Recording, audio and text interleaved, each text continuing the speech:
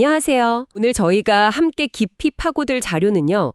바로 이슬람 경전 꾸란의 첫 장, 알파티하, 우리말로는 개경장이라고 하죠. 이 장의 의미를 한번 자세히 들여다보겠습니다. 이게 총 7구절로 된 아주 짧은 장인데 무슬림들이 매일 기도 때마다 외우는 정말 꾸란의 어머니라고 불릴 정도로 핵심 중에 핵심이라고 합니다. 그래서 이번 시간에는요. 이 정말 간결한 구절들 속에 도대체 어떤 깊은 의미가 숨어 있는지, 또 왜 이게 신앙의 근본으로 여겨지는지 청취자님과 함께 그 핵심을 한번 제대로 파악해 보려고 합니다. 첫 구절부터 좀 살펴보겠습니다. 비스밀라히르 라흐마니르 라힘.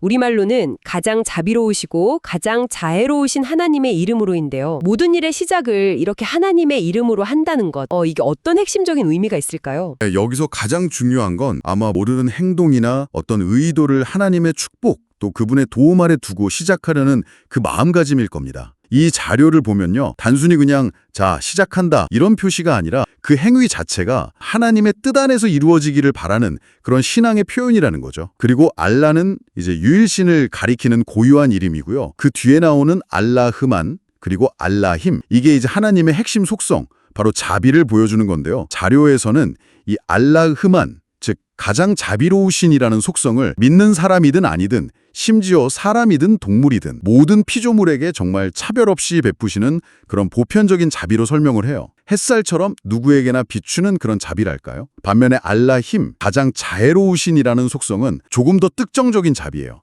그러니까 믿음을 가진 이들에게 현세뿐만 아니라 내세에 걸쳐서 베푸시는 좀 더 특별하고 깊은 연민, 사랑 이런 걸 의미한다고 하더라고요. 이 두 가지 자비의 속성을 함께 부르는 행위, 이걸 와실라라고도 표현하는데요. 이게 바로 하나님께도 가까이 다가가기 위한 어떤 방편을 구하는 것이고 그분의 그 넓고도 특별한 자비 모두에 의지하면서 삶의 모든 순간을 시작하려는 그런 의지를 담고 있다. 이렇게 자료는 강조하고 있습니다. 그러니까 모든 것의 시작에서부터 하나님의 가장 근본적인 속성, 그 보편적이면서도 또 특별한 자비에 기대는 거네요. 다음 구절로 넘어가 보죠. 두 번째 구절, 알함두릴라히 랍빌 알라민, 만유의 주님이신 하나님께 모든 찬미를 드리나이다. 여기서 왜 모든 찬미가 오직 하나님께만 속한다 이렇게 강조를 하는 걸까요?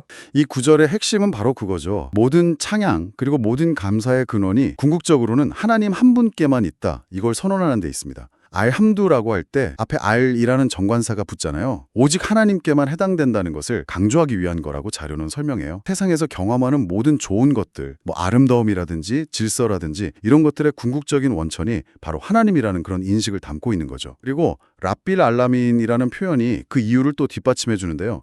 여기서 랍이라는 단어는 단순하게 주인이라는 뜻을 넘어서서요. 모든 것을 창조하고 또 유지하고 소유하고 다스리는 그런 절대적인 주권자라는 의미를 내포하고 있습니다.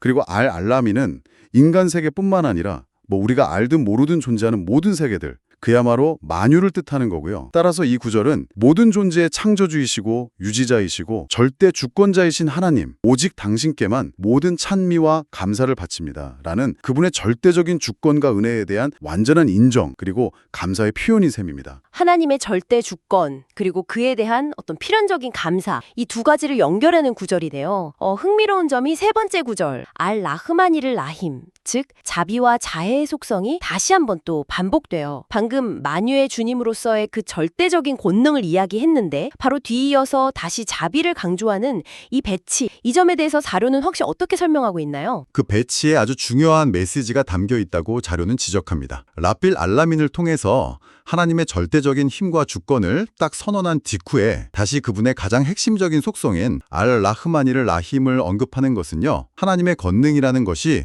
결코 폭압적이거나 자기 맘대로 휘두르는 그런 것이 아니라 근본적으로는 무한한 자비와 연민에 기반하고 있음을 보여주려는 의도라는 겁니다.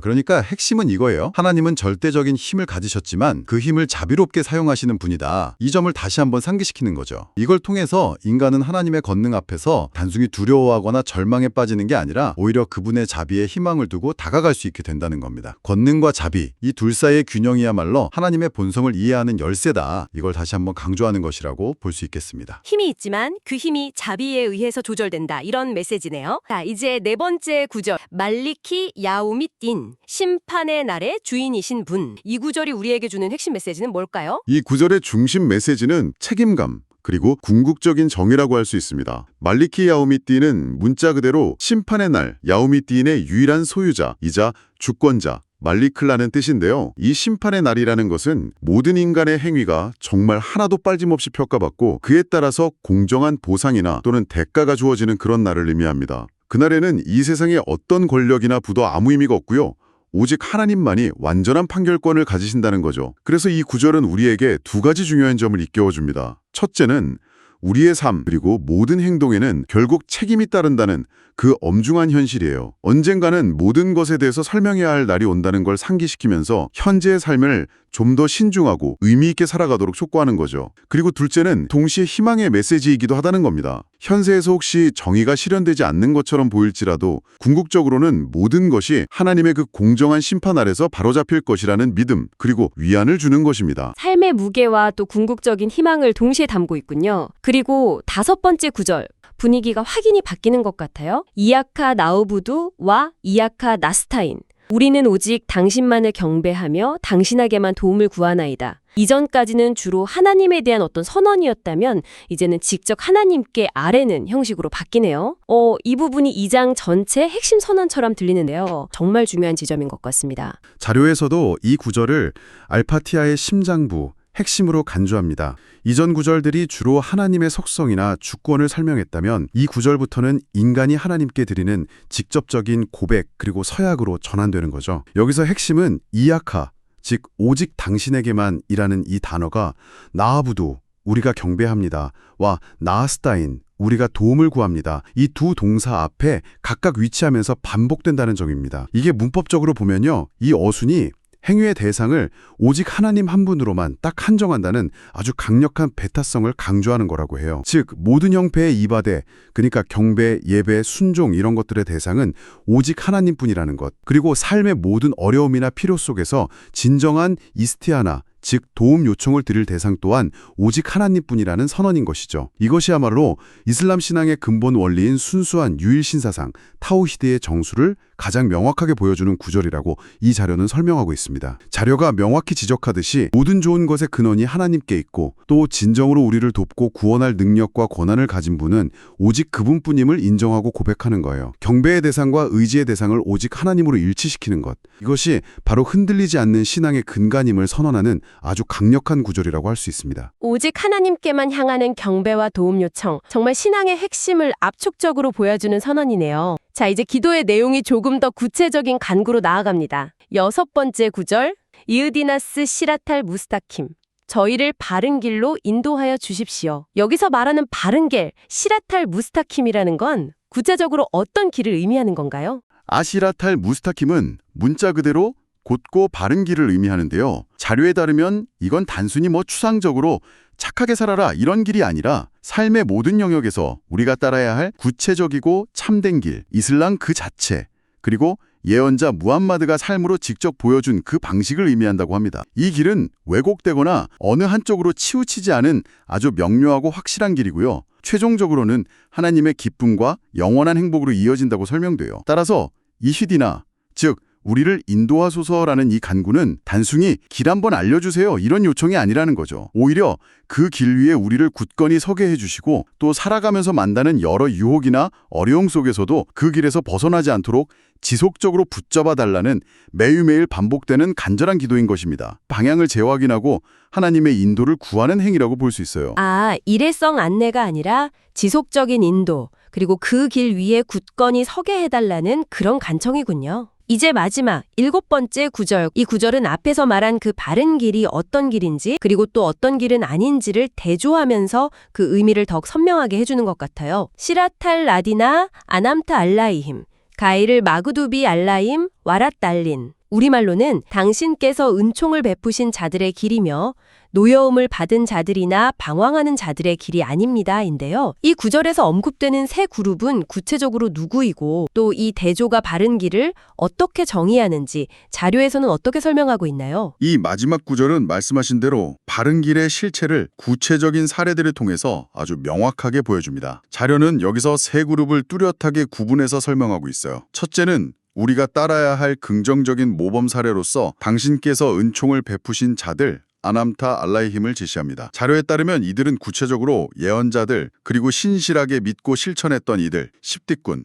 또 신앙을 위해서 희생한 순교자들, 슈하다, 그리고 의로운 삶을 살았던 이들, 살리훈을 포함한다고 해요. 이들의 삶의 방식이야말로 우리가 추구해야 할 고등길의 구체적인 모습이라는 거죠. 그리고 둘째와 셋째는 우리가 피해야 할 길의 두 가지 유형을 보여줍니다. 먼저 노여움을 받은 자들, 마그도비 알라히힘이 언급되는데요. 저희가 검토한 이 자료에서는 이들을 역사적으로 유대인들과 연결해서 설명합니다. 자료가 제시하는 이들의 특징은 진리를 명확히 알았음에도 불구하고 교만이나 완고함 때문에 의도적으로 그것을 거부하거나 불복종했다는 점입니다. 다음으로 방황하는 자들, 달린이 언급됩니다. 자료에서는 이들을 기독교인들과 연결지어서 설명하는데요. 진리를 찾고자 했을지는 모르지만 지식의 부족이나 잘못된 해석 혹은 하나님 외의 다른 존재나 개념에 의존함으로써 결국 올바른 길에서 벗어나 헤매게 되었다는 점으로 설명합니다. 따라서 이 구절의 핵심은 결국 은총받은 이들의 길을 따르도록 인도해 주시기를 구하면서 동시에 노여움을 받은 자들처럼 알면서도 진리를 거부하는 그런 잘못이나 또는 방황하는 자들처럼 무지나 잘못된 의존 때문에 길을 잃는 잘못, 이 두 가지 모두를 피하게 해달라는 아주 구체적인 간청이라고 할 수 있습니다. 이걸 좀 더 큰 그림에서 보면요, 단순히 추상적인 바른 길을 구하는 것을 넘어서서 자료가 해석하는 어떤 역사적 사례들을 통해 드러난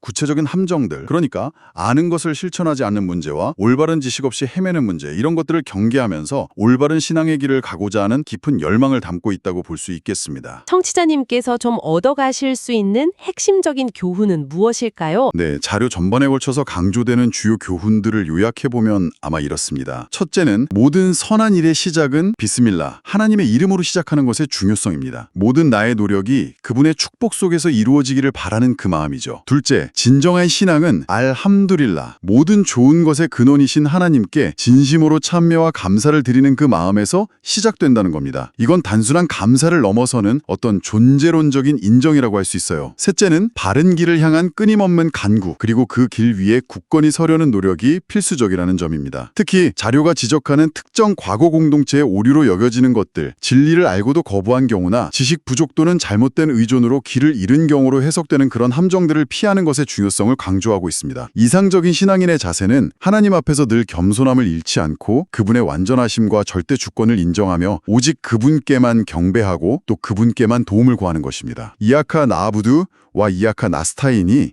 바로 이 태도의 정수를 보여주는 구절이라고 할 수 있죠. 오늘 저희는 알파티아라는 정말 짧은 7구절 속에 담겨있는 그 방대한 신학적 그리고 실천적인 의미들을 함께 살펴보았습니다. 하나님의 본성에서부터 시작해서 인간의 올바른 자세, 그리고 따라야 할 길과 피해야 할 길에 대한 명확한 지침까지 신앙 여정의 핵심 원리들을 정말 압축적으로 담아낸 일종의 안내서 같다는 그런 생각이 듭니다.